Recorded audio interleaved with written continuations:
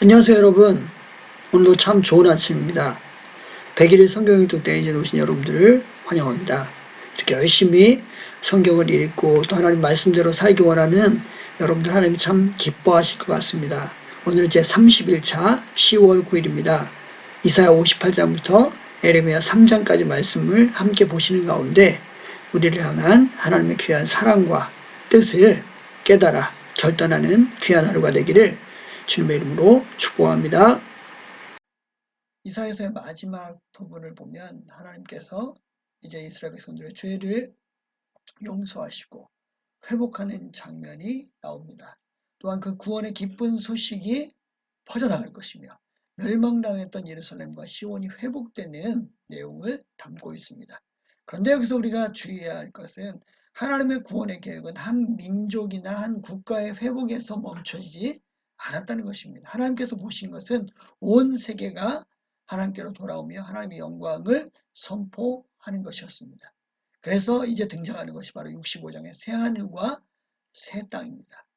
죄로 인해서 타락했던 망가졌던 새 하늘과 땅이 하나님 안에서 새로워지는 것을 그림으로 그리고 있습니다. 하나님의 구원은 온 피조물이 온전하게 새로워지는 것입니다.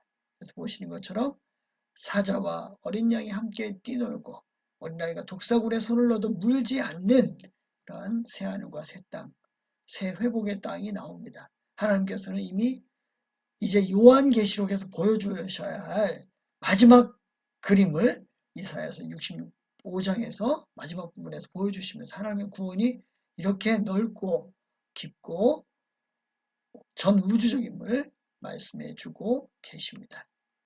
에레미야서를 보면 두 부분으로 나누는데 유다에 대한 예언과 열방에 대한 예언입니다.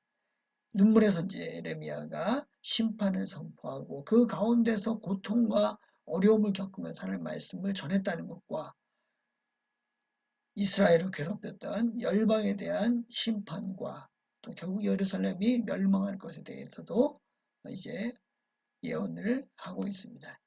에레미야는 눈물의 선지자라고 말씀드릴 수 있는데 에레미야가 눈물을 많이 흘렸을 뿐만 아니라 그 외친 내용 자체가 힘들고 어려운 내용이었습니다. 에레미야는 16대 요시야 왕부터 20대 시드기야 왕까지 40년 이상 사역을 했는데 요시야 왕처럼 유다의 마지막 왕으로 8살의 왕이 되어 20살에 종교개혁을 단행했고 성전수리중 율법책을 발견해서 유월절을 크게 지키는 왕이었지만 그는 39살에 전사하면서 그때부터 이스라엘의 역사가 어렵게 진행됩니다. 물론 여호야김 왕과 시드기야 왕 같은 경우 11년 동안의 시간이 있었지만 한 사람은 애굽의 꼭두각시 노릇을 했고 한 사람은 이제 유다 왕국의 멸망을 지켜볼 수밖에 없는 불순종의 삶을 살았습니다.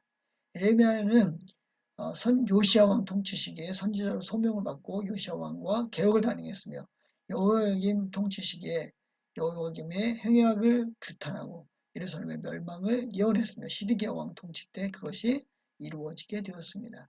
에레미야는 하나님의 부름받았을 때 자신은 작은 아이라고 하면서 어떻게 할 줄 모른다고 했는데 하나님께서 그를 부르셔서 이스라엘 백성들에게 회개를 촉구하기 위해서 보내셨습니다.